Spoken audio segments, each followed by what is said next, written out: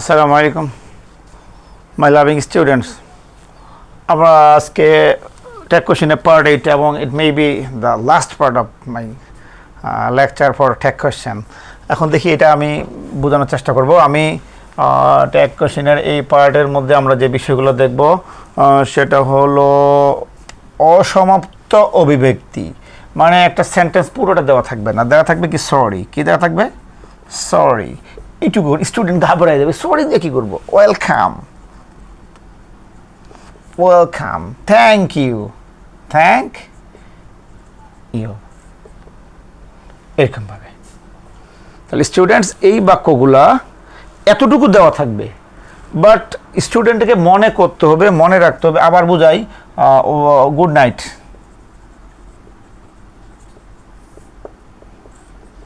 Good morning,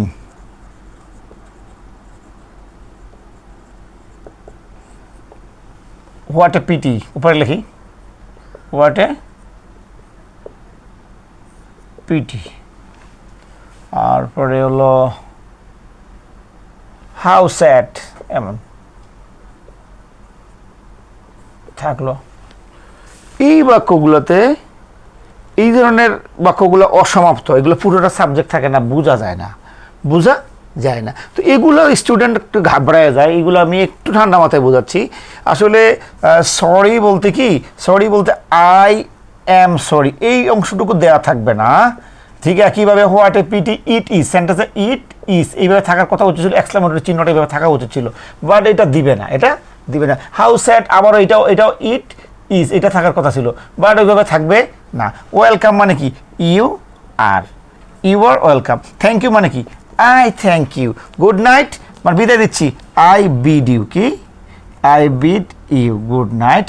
good morning, I wish you, I wish. আর অনেকগুলো থাকতে পারে, অনেকগুলো থাকতে পারে এরকম। জাস্ট এইভাবে কিন্তু মনে রাখতে হবে স্টুডেন্টকে, যে আই অ্যাম সরি হয়, ইউ আর ওয়েলকাম হয়, আই থ্যাংক ইউ হয়, আই বিড ইউ হয়, আই উইশ ইউ হয়। বাট এগুলো দেয়া থাকবে না স্টুডেন্টস, এগুলা দেয়া থাকবে না। আই এম দেওয়া থাকবে না, আর এইখানে এই যে হোয়াট পিটি ইট ইজ দেওয়া থাকবে না, এটা দেওয়া থাকবে না। তো এগুলো করতে হবে কি, মনে রাখতে হবে যে এটা আসলে আই এম সরি, তার মানে এখানে বুঝিস, তাকে মনে রাখতে হবে আই, এরপর এম, সেন্টেন্সে নট না থাকলে নট, এমের সঙ্গে নট দিলে কী হয়, আর অ্যান্ড কী হয়, আর অ্যান্ড বা এইন্ট হয়। ওয়েলকাম মানে কি, you are welcome, you are welcome. তাহলে কী হলো, ইউ থাকলে ইউ যাবে, আর থাকলে আর, মনে রাখতে হবে তাকে, আর নট না থাকলে নট। থ্যাংক ইউ মানে আই থ্যাংক ইউ, কে চলে যাবে, আই চলে যাবে। তারপরে থ্যাংক হলো ভার্বন মানে ডু বা ডাস, আইয়ের সঙ্গে কী হয়, ডু হয়, নট না থাকলে নট। এরপরে গুড নাইট মানে কি, আই বিড ইউ, আই থাকলে আই বিড হলো ভার্বন, এটা ডু আসবে, নট না থাকলে not. Good morning, I wish you, উইশটা আই থাকলে আই, উইশটা ভার্বন, ওই জন্য ডু আসবে, নট না থাকলে নট। স্টুডেন্টস এইভাবে বুঝতে হবে, ক্লিয়ার, এইভাবে বুঝতে হবে। তাহলে এই অসমাপ্ত অভিব্যক্তিগুলো একটা স্টুডেন্ট এইভাবে মনে রাখবে, কী করবে, মনে রাখবে। আর আমি এরপরে প্রতিটা ক্লাসের মধ্যে আমার যে বেসিকটা নিয়ে আলোচনা হয়, বেসিকটা নিয়ে আলোচনা করি। বেসিকটা নিয়ে যেমন একটা লিখলাম হাফসা, হাফসা ট্রাই, আগে এটা একটু ঠিক করে দিই, ট্রাই আ লট, এখানে একটা ঠিক করে দিই। হাফসা third person singular number, everyday, কী লিখলাম, প্রতিদিন প্রচুর চেষ্টা করে। যদিও আমার মেয়ে খুব একটা বেশি, আমার মেয়ের নাম হাফসা, খুব বেশি চেষ্টা করে না। তারপরে বলি অ্যালট। এখন হাফসা একটা নাম, যদি এভরিডে থাকে, এভরিডে বলতেছে কি, রাইট ফ্রম রুল নাম্বার 3 আমি যেটা পড়াইছিলাম, 3তে everyday, always, regularly, sometimes, often, generally, daily, everyday, occasionally, everyday, every. তার এভরিডে বলতেছে আমাকে প্রেজেন্ট ইন্ডিফিনিট বানানো। এখন প্রেজেন্ট ইন্ডিফিনিট যে বানাবে, প্রেজেন্ট ইন্ডিফিনিট বানাতে যেগুলো সাবজেক্টের পরে ভার্ব 1 দিলাম, ট্রাই তো ঠিক আছে, কিন্তু ট্রাই যে ঠিক আছে, এখানে ট্রাই দিলে হবে না, কারণ প্রেজেন্ট ইন্ডিফিনিটের সাবজেক্ট যদি থার্ড পারসন সিঙ্গুলার নাম্বার থাকে, এবং টেন্স যদি প্রেজেন্ট ইন্ডিফিনিট ভার্ব শেষে এস বা ইএস অথবা আইএস যোগ হয়। এখানে ট্রাই লাস্টে কি আছে, ওয়াই, ওয়াইয়ের আগে একটা কনসোনেন্ট থাকলে ওয়াই তুলে দিয়ে আইইএস হয়। আসলে এই রুলটা কি, কখনো এস, কখনো ইএস, কখনো বা আইইএস, কোনটা হয়, এস বা ইএস এর যখন দরকারটা কখন হয়, যখন প্রেজেন্ট ইনডিফিনিট এবং subject third person singular number, there are two conditions, condition মিলে গেলে কি হয়, এস ইএস অথবা আইএস দিতে হয়। এখন দিব কোনটা, এস দিব না ইএস দিব না আইএস দিব, তখন একটা স্টুডেন্ট মাথায় রাখতে হবে যে ওয়াই আছে লাস্টে, ওয়াই এর আগের অক্ষরটা যদি কনসোনেন্ট থাকে তো ওয়াই তুলে দিয়ে IES। আমি এই বেসিকটা অনেকবার পড়াইছি, আবারও ক্লিয়ার করে দিলাম। ম্যাক্সিমাম স্টুডেন্ট, এটা আমার জানা মতে যারা গ্রাম্য এলাকার student 2% or more than 5% students এইটুকু বুঝে, আর বাকিরা বুঝে না। তো এই জন্য IES আমি আবার দিলাম স্টুডেন্টদের জন্য। এখন এই বাক্যটাকে কি করবে, বাংলা করবে। IES দিয়ে বলতেছে 100 আমি প্রেজেন্ট ইন্ডিভিড মানে EO এ। প্রেজেন্ট ইন্ডিভিড কি, প্রেজেন্ট ইন্ডিভিড হলো সাবজেক্ট ভার্ব 1 অবজেক্ট ই অন্তস্থীয় এ, এটা প্রেজেন্ট ইনডিফিনিট, ঠিক আছে।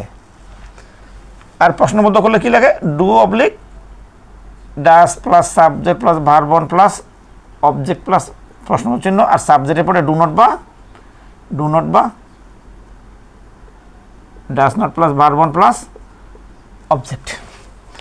এবার এই বাক্যটাকে আমি বাংলা করবো, তো বাংলা করলে কি আসবে, EO এ, সাবজেক্টের পরে ভার্ব 1 যেহেতু EO এ, সাবজেক্ট ভার্ব EO এ, তার মানে কি হলো, হাফসা প্রচুর চেষ্টা করে। এটাকে ইন্টারগেটিভ করবো। ইন্টারগেটিভ করলে স্টুডেন্ট একটু দেখি ছোট করে যদি লিখছি, ইন্টারগেটিভ ডু অথবা ডাস লাগে, ডু অবলিক কি লাগে, ডাস। তাহলে এখানে কি দিব, আমি ডু দিব না ডাস দেবো। বলছিলাম হি সি ইট এবং যে কোনো একটি নামের ক্ষেত্রে does. I told you a lot of times this rule, তো ডাস হবে, কি হবে, ডাস। এরপরে কি সাবজেক্টকে হাফসা। এখানে একটা আমি বলি যেহেতু বেসিক ক্লাস সেহেতু বলি নামের প্রথম অক্ষরটা অলওয়েজ বড় হাতের অক্ষর হয় প্রপার নাউনের ক্ষেত্রে, হ্যাঁ। তাহলে কি হলো, হাফসা লিখলাম। এরপরে ভার্ব 1 কি, ভার্ব 1 হলো কি, এই যে ট্রাইজ আছে না, অনেকে এখানে ট্রাইজ দিয়ে দেবে, ট্রাইজ দিয়ে রাখি দেবে। ট্রাইজ দেওয়া যাবে না, কারণ এই এস বাই এস যোগ হয়েছিল কেন, যখন সাবজেক্ট থার্ড পারসন সিঙ্গুলার এবং নর্মাল অ্যাসারেটিভের ক্ষেত্রে, বাট প্রশ্নবোধক যখন ডাস থাকে তখন আর এস বাই এস যোগ হয় না, তখন কি হবে, ট্রাই, TRY, ট্রাই। ক্লিয়ার, এ লট এভরি ডে দিয়ে প্রশ্নবোধক চিহ্ন, আর নেগেটিভ করবে কি, সাবজেক্টকে হাফসা,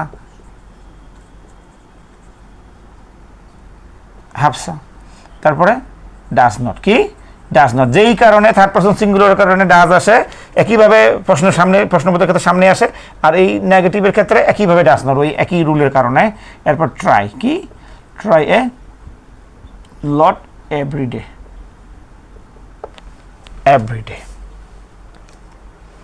তাহলে স্টুডেন্টস এটাকে একটা এক কোশ্চেন করবো আমরা, হাফসা ট্রাইস এ লট এভরিডে। এটা একটা এক কোশ্চেন করতে গেলে হাফসা থাকলে কি হয়, সি হবে। ট্রাইস বলতেছে এস বাই এস আছে রুল, অতএব সেই থার্ড পারসন সিঙ্গুলার নাম্বারের ক্ষেত্রে ডাস 100 ডাস, আসলে এস বাই এস এর কারণে, এই যে থার্ড পারসন সিঙ্গুলারের কারণে ডাস আসে, ডাস, আর নট না থাকলে এন অ্যাপোস্ট্রফি দিয়ে। এই হলো বেসিক, এই হলো ইন্টারগেটিভ, এই হলো নেগেটিভ। নেগেটিভের বাংলাগুলো অর্থগুলো বোঝার চেষ্টা করবে স্টুডেন্ট, এবং এই ক্লাসগুলো তার টোটাল বেসিক থেকে ডিপেন্ড করবে। রাইট ফর্ম অফ রুল, কখন এস হয়, কখন ইজ হয়, কখন IES হয়, এগুলো বুঝবে স্টুডেন্টের চেষ্টা লাগবে। আমি বোঝাতে গিয়ে আজকে প্রেজেন্ট ইনডিফিনিট এবং পাস্ট ইনডিফিনিটের এই যে স্ট্রাকচার দুইটাও লিখে ফেললাম, এগুলো লেখা ছিল, এটাও লিখলাম। এখন এই দুইটার উপরে ডিপেন্ড করে, অন্যগুলোতে দরকার নাই। যেমন আমি ঘুমাই আছি বা কাজটা করে ফেলেছি, আই এর সঙ্গে কি আসবে, হ্যাভ আসবে, স্ল্যাপড কি আসবে, আই হ্যাভ স্ল্যাপড। এটাকে ইন্টারগেটিভ করলে হ্যাভটাকে সামনে দিলেই হয়ে যায়, হ্যাভ আই স্ল্যাপড। আর নেগেটিভ করতে গেলে কি আসে, আই হ্যাভ নট স্ল্যাপড বা I haven't slapped. Tag question করলে একইভাবে এখানে করে দিয়ে দিই, আই থাকলে আই, হ্যাভ থাকলে কোনো সন্দেহ নাই, আর হ্যাভ আর নট না থাকলে নট।